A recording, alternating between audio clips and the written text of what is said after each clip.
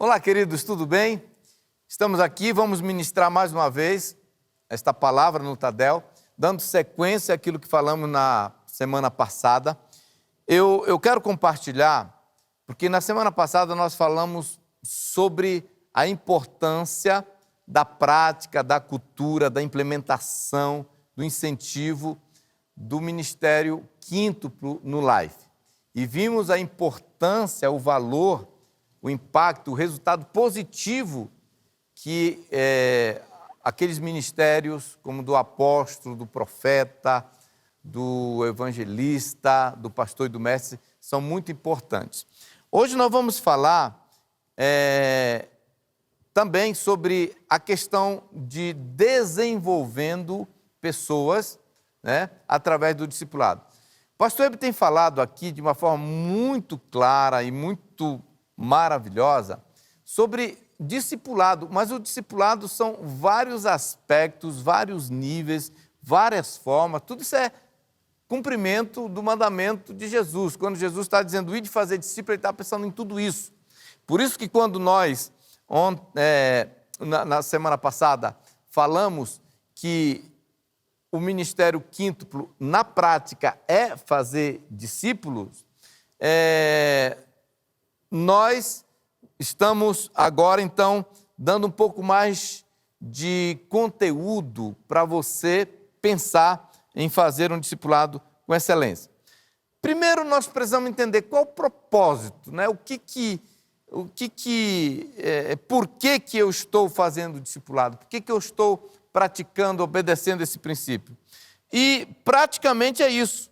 O principal propósito, principal foco, o foco principal do discipulado é o desenvolvimento de pessoas. Guarda essa frase. O foco principal do discipulado é o desenvolvimento de pessoas.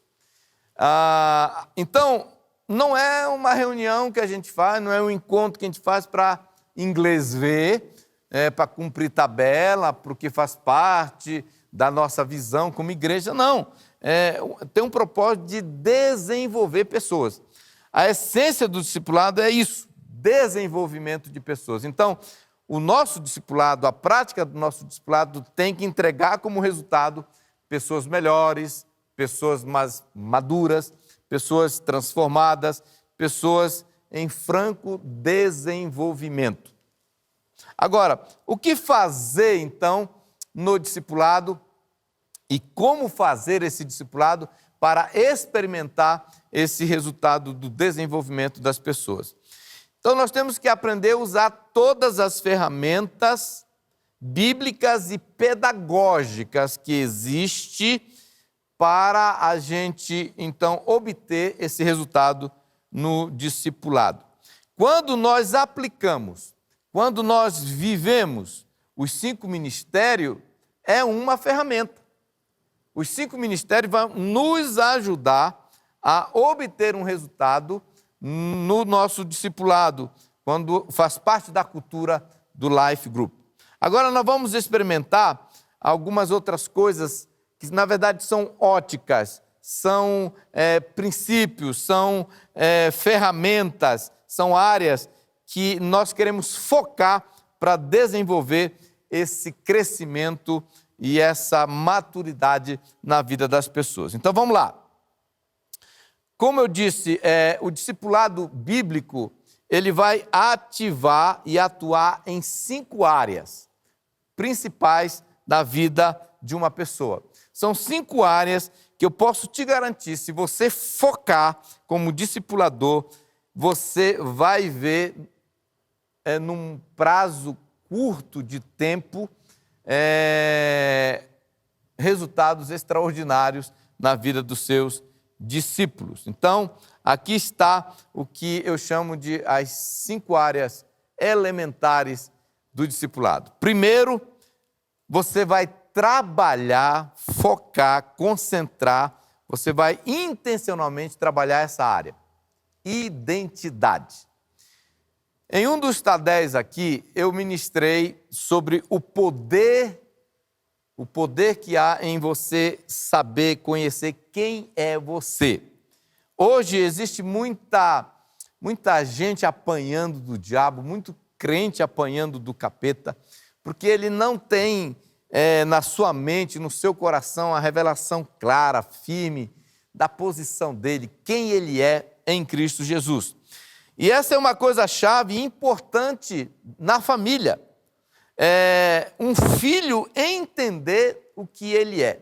E eu estou falando como pai, porque esses princípios eles aplicam não só na área espiritual, mas também na área familiar, biológica, os filhos biológicos. Você tem que trabalhar a identidade dos seus filhos, né? E o que é isso? É levar eles a uma compreensão, uma revelação, um entendimento de quem eles são, a importância que eles têm, o valor que eles têm, o direito que eles têm, a herança que lhe pertence. E eles podem ver o amor, né, nos olhos do seu pai, nos olhos da sua mãe, e eles podem ter a certeza de ser chamado de meu filho, né? Por isso que abraçar os filhos e falar, você é meu campeão, você é um mais que vencedor, eu te amo, você é muito importante, vai gerando um conceito de identidade na vida das pessoas. Então, tudo isso leva os seus discípulos a entender, quando você fala, você tem que repetir. Eu lembro no início da minha vida cristã, como foi fundamental ouvir do meu discipulador, do pastor Timóteo, do pastor Ebe, eles reforçando para mim, você é a justiça de Deus, você é o amor de Deus, você é uma nova criatura, você já é mais que vencedor. E eles falavam, olha, decora esse versículo, porque a Bíblia está mostrando para você quem você é em Deus, em Cristo, nesse texto bíblico. E como aquilo era importante, porque quando eu era tentado para desacreditar em alguma coisa, lutar contra um pecado, achar que Deus não me amava, duvidar se eu era nascido de novo, tudo isso eu enfrentava com essas verdades de quem eu sou em Cristo, a minha identidade, né? Então, saber quem eles são em Cristo, e não somente quem eles são em Cristo, mas entender quem Cristo é neles. Isso é muito importante. Cristo é a minha sabedoria, a minha inteligência, Cristo é a minha redenção. Enfim, tudo isso é muito importante. Quem é a família espiritual deles? O que significa fazer parte da igreja, da família de Deus? O que isso representa? São verdades que nós temos que trabalhar no discipulado. Às vezes as pessoas me perguntam assim, mas o que falar no discipulado? O que é que eu ensino no discipulado? Não faço ideia. Gente, hoje você vai pegar aqui ideias que você vai ter, se você focar nesses cinco pilares, esses 5 elementos, você vai ver o quanto que vai ser poderoso o seu discipulado. Então, Efésios fala muito sobre isso, especialmente o capítulo 1. Eu gosto, né? Até quem assistiu aquele filme Mais que Vencedores, todo aquele filme foi desenvolvido praticamente em cima daquele texto de Efésios, falando da identidade, que eu posso, quem eu sou. E ali diz naquele texto várias coisas, como por exemplo, que Deus nos abençoou. Então nós somos pessoas abençoadas. Eu não sou amaldiçoado. Eu não sou uma pessoa amaldiçoada, eu sou uma pessoa abençoada. Nós fomos abençoados com toda sorte de bênção. Tudo isso é importante você saber na sua vida, você lembrar disso. Eu tenho falado para os meus filhos assim, olha, todo dia, uma coisa que você precisa é lembrar de algo que a Bíblia diz que você é, lembrar de algo que a Bíblia diz que você tem, lembrar de algo que a Bíblia diz que você pode. Anota isso, fica com uma dessas coisas na cabeça, escolhe hoje eu vou pensar nisso aqui, hoje eu vou declarar isso. E quando você ajuda seus discípulos a lembrarem disso, eles se tornam poderosos. Outra coisa que aquele texto diz que nós fomos eleitos nele antes da fundação do mundo. Ou seja, fomos escolhidos antes da fundação do mundo, que nós fomos redimidos pelo sangue de Jesus. Outra coisa que diz que nós nascemos de novo, estamos cheios do Espírito Santo. A Bíblia diz também que nós somos amados do Pai. Quantas vezes eu já encontrei pessoas falando, será que Deus me ama? Será que Deus não está com raiva de mim? Como se Deus estivesse toda hora assim, nos desprezando, achando que nós somos incapazes, uns crentes muito michuruca. E aí é como se isso atrapalha. Mas quando você sabe que nós somos amados do Pai, eu sempre gosto de falar assim, você precisa se ver como João. Eu sou o discípulo amado. Deus não está com raiva de você. E quando você trabalha a identidade dos seus discípulos, eles se tornam poderosos em Deus.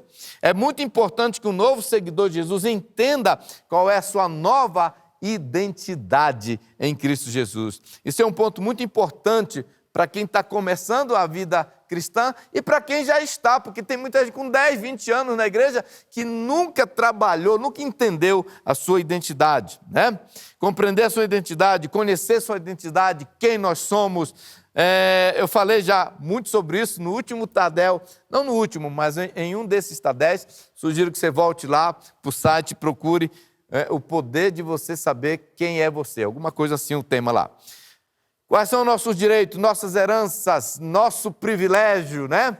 O quanto que nós somos amados. Ensinar seus discípulos a viver a partir daquilo que a Bíblia fala que ele é, e ele tem, e ele pode, qual a sua autoridade, qual a sua filiação, tudo isso faz deles pessoas mais que vencedoras. Então, primeira área para você trabalhar no discipulado é identidade do seu discípulo. Segunda coisa, comunidade. Nós temos que ensinar o conceito de comunidade. Muitas pessoas convertem e elas não sabem, elas têm problema com respeito a isso. E essa é a próxima coisa que eles precisam aprender, o conceito de comunidade, viver em comunidade. Eu sempre falo que toda criança precisa aprender. E isso foi uma coisa que eu, como pai, tive que trabalhar e tenho que trabalhar até hoje. Muitos aspectos. Você faz parte de uma família, você não é sozinho, você não está sozinho. E aí o conceito de comunidade é muito abrangente. Aprender a viver em comunidade vai requerer que você não seja egoísta. Por que as crianças precisam aprender? Porque elas, por exemplo, elas têm um brinquedo, elas não querem compartilhar. Elas são egoístas, elas não querem que ninguém pegue no que é dela. E é difícil, né? Você vive numa comunidade. Então, aprender a viver em comunidade significa que nós vamos ser crentes saudáveis. Você, como discipulador, tem que checar isso, verificar como é que está essa área na vida do seu discípulo. Porque à medida que crescemos, nós precisamos aprender como lidar com o corpo de Cristo, com a igreja, como conviver com a igreja, né? Como conviver na igreja. Tem muita gente que fala, hoje diz que tem muita gente afastada da igreja, os desigrejados. Você sabe, uma das razões é porque eles foram ofendidos, eles não souberam relacionar, eles não souberam lidar com pessoas diferentes, com opiniões diferentes. Gente, na igreja vai ter gente do PT, do PSDB, vai ter gente pensando diferente, muitas coisas. Nós temos que aprender a conviver, né? O ser humano é um desafio, mas se a pessoa converte e não é ensinada o princípio da comunidade, ela vai ter problema. Como compartilhar seus dons, né? Como compartilhar seu talento, seu tempo, seu dinheiro, tudo isso faz parte da compreensão do que é comunidade. Como viver e conviver evitando ofender os outros e também aprendendo a não se ofender. Por isso que o pastor escreveu um livro, Ofendido Nunca Mais, porque tem gente que, estou ofendido, não vou mais na igreja, não vou mais no live, e você tem que trabalhar isso. Tem gente que tem problema sério do conceito de comunidade, de viver relacionamento, por isso que muitos saem pulando de igreja em igreja, turista de igrejas evangélicas. Por quê? Porque ele não soube aprender, ele não aprendeu, não foi discipulado, para dizer, cara, nós somos uma comunidade. O princípio de perdoar os outros, de pedir perdão. Sabe? Tem gente que não sabe nem pedir perdão ainda. Você tem que trabalhar seus discípulos. Quantas vezes eu tive que lidar com os filhos, peça perdão, não peça perdão, sua atitude não foi boa. E ensinar a conviver. Por que algumas pessoas estão tendo problema sério de convivência na pandemia agora, nesse isolamento? Porque as pessoas passaram a viver em comunidade. E não estavam acostumados com isso. E nós temos que ensinar as pessoas a viver o princípio que tudo isso, falar a verdade em amor. Tem que falar a verdade? Tem. Mas tem que aprender a falar em amor. Quantas vezes que nós já pisamos na bola sobre isso, né? Então, é certo? Não, não é certo. O que você tem que fazer? Voltar e pedir perdão. Como servir um ao outro, como apoiar um ao outro. Sabe, existem muitos versículos na Bíblia no Novo Testamento, que falam sobre o uns aos outros, né? Eu poderia citar aqui dezenas de versículos que falam sobre essa questão de amar uns aos outros, honrar uns aos outros, falar em amor uns com os outros, viver em harmonia uns com os outros, submeter uns aos outros, deixar de julgar uns aos outros, instruir, aconselhar uns aos outros, saudar uns aos outros, estimular uns aos outros, orar uns pelos outros, ser hospitaleiro uns com os outros. Tudo isso é o quê? O princípio da comunidade. Então, uma área que você, como discipulador, vai ter que trabalhar com os seus discípulos é a área da comunidade. Tá? Primeiro, identidade. Segundo, comunidade. Terceiro, maturidade. Esse é o próximo passo. Maturidade, né? Se nós não ensinarmos sobre maturidade, as pessoas nunca vão crescer. Maturidade é algo que se aprende, né? Você tem que chegar e falar assim, não é desse jeito. E a pessoa vai, então, aprendendo. O que é maturidade? Como que a gente define maturidade? Como que eu sei que alguém está maduro ou é imaturo? Maturidade, na minha opinião, é visto, é observado principalmente pelo nível que a pessoa se importa com os outros e se importa com o reino de Deus. Por que muitas pessoas, elas são egoístas, elas não se importam com o reino de Deus, não se importam com a igreja? O que é isso? É uma evidência de imaturidade. As pessoas não cresceram. Uma evidência de que uma pessoa é madura é que ela se importa com os outros, que ela se importa com o reino de Deus, que ela se importa com a igreja local dela, né? Muitos são focados nos seus próprios problemas, eles querem resolver o que tem a ver com ele, voltado para o seu próprio umbigo, suas próprias dores, né? Mas eles não estão voltados para os outros. Isso é uma evidência de falta de maturidade. Maturidade é também a capacidade de abrir mão de prazeres momentâneos para obter ganhos futuros. Você tem que ensinar os seus discípulos que muitas vezes eles vão abrir mão de um pecado, de um prazer momentâneo para alcançar algo maior, que foi que Moisés fez, né? Um exemplo de maturidade é como as pessoas lidam com o dinheiro, né? Muitas pessoas estão se endividando, estourando cartão de crédito com uma dívida enorme, por quê? Porque eles não aprenderam o princípio de economizar para depois comprar. E aí eles querem aquele prazer, eu não quero esse iPhone agora, eu quero essa televisão agora. Não sabe esperar. E aí o que acontece? Eles têm problemas. Por quê? Porque não amadureceram. Pessoas que não sabem lidar com suas emoções. É crente, mas quando fica com raiva, meu irmão, até o cachorro leva chute, quebra tudo. Tem que crescer emocionalmente, porque eu costumo dizer que não combina crente com uma pessoa disposta a matar quem está pela frente. Outra forma de definir maturidade é a capacidade de lidar com sua própria dor de maneira saudável. Sabia que tem muita gente que não sabe lidar com a dor, com a perda, com o luto, com situações difíceis. E isso nós temos que trabalhar. Sabe, é só a pessoa passar um apertozinho, não vou mais na igreja, porque não sei o quê. Então, você como discipulador tem que trabalhar essas áreas, né? Você está vendo que tem muito assunto para trabalhar no discipulado, né? Muitas pessoas ficam paralisadas com as decepções porque elas não sabem lidar com suas emoções. Maturidade tem a ver também com lidar com tempos difíceis na vida. Outros cristãos se tornaram possessíveis, controladores, dominadores das pessoas, do cônjuge, né, dos filhos, autoritário, dominador. Esse tipo de comportamento tem que ser trabalhado também no discipulado. Então, nós temos que trabalhar essa área, né? Discipulado trabalha nessa área da maturidade. Outra área, responsabilidade. Responsabilidade. Você vai ter que ajudar seus discípulos a crescerem em responsabilidade. Entender que eles fazem parte de uma família.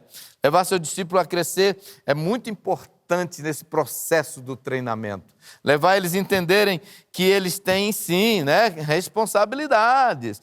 Eu treinei meus filhos desde cedo. A minha filhinha, todos eles completavam 2, 3 anos, já tinha uma função, guardar os sapatos, né, tirar alguma coisa do caminho, era a função dela. Então, o que é isso? Ensinar nossos discípulos responsabilidade. Toda criança precisa ser treinada, todo bebê espiritual precisa ser treinado. Tem gente assim que pensa assim, não tem nada para fazer, só venho aqui no culto e tal, e volto para casa. Não, tem muita coisa para fazer. Alguém tem que ajudar aquela pessoa a crescer em responsabilidade. Por que quando uma pessoa se torna responsável, ela começa a ser fiel nos seus dízimos? Porque ela sabe que ela precisa participar do custeio, do financiamento daquela obra, daquele projeto, daquela família. Ele entende. Até se Deus não pedisse, até se não fosse um mandamento, ele teria maturidade para falar, eu sou responsável por isso, eu vou financiar, eu vou entrar nessa, né? E eu poderia falar muito sobre responsabilidade, mas responsabilidade se torna uma ferramenta muito importante para avaliar. Vamos supor, você pede para alguém, olha, esteja lá na igreja, tá, irmão, para me ajudar no domingo de manhã às 8 horas, que nós vamos distribuir lá alguma coisa, nós vamos precisar de alguém. Aí você vê se ele chega atrasado, se ele não aparece, se ele faz mal feito, se ele faz pela metade, se ele não cumpre totalmente a missão. Tudo isso você vai avaliando se ele é uma pessoa responsável ou não. Então, todos os nossos discípulos precisam aprender sobre responsabilidade. E a última coisa, o último elemento que você vai trabalhar no discipulado é destino. O destino é a última coisa, né? Não pode vir antes. O destino é exatamente, você vai trabalhar com o seu discípulo para ele entender, né, uma coisa, que Deus o chamou para. A verdade, querido, que toda pessoa na igreja tem um destino. E nós, como discipuladores, apenas vamos colaborar para ajudar aquela pessoa a entender o que é, compreender o que é e se envolver naquilo, né? É uma das nossas responsabilidades como discipulador. E toda igreja séria, ela tem um compromisso, a nossa, graças a Deus que tem, porque ela se torna uma incubadora, uma inspiradora, para ajudar as pessoas, primeiro, a acreditar que ela tem um destino. Segundo, como dar passos práticos de como ela alcançar, como identificar e como alcançar o seu destino. Se a igreja falhar em ativar destinos, nós teremos meros frequentadores de igreja, de culto, e depois evangélicos não praticantes ou evangélicos normais, que infelizmente já é uma realidade no Brasil. Se você não ensinar, se a igreja não se ocupar dessa responsabilidade de ensinar as pessoas a alcançar o seu destino, nós vamos ter, então, um monte de frequentadores de culto no domingo e talvez alguns até só no nome, né? Então, ajudar a descobrir o destino e o chamado das pessoas e cooperar para que ele se torne realidade é uma das atividades mais nobres que nós temos o privilégio de participar. Agora,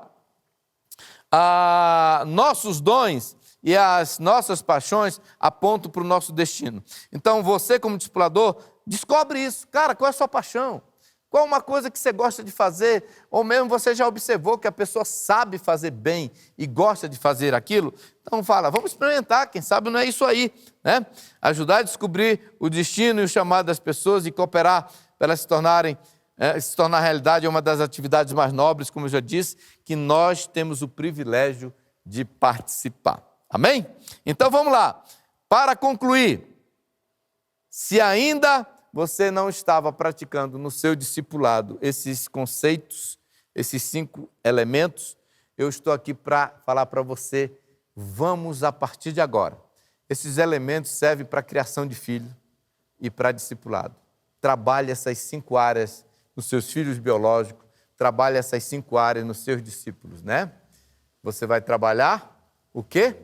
Você vai trabalhar a sua identidade, com o princípio da comunidade, você vai trabalhar a questão da responsabilidade, da maturidade, do destino, e Deus vai te usar como ferramenta para levar os seus discípulos a se tornarem pessoas desenvolvidas e amadurecidas. Que Deus possa te abençoar e te ajudar nessa missão tão preciosa de liderar um life, de ser pastor de uma igreja no lar. Um abraço.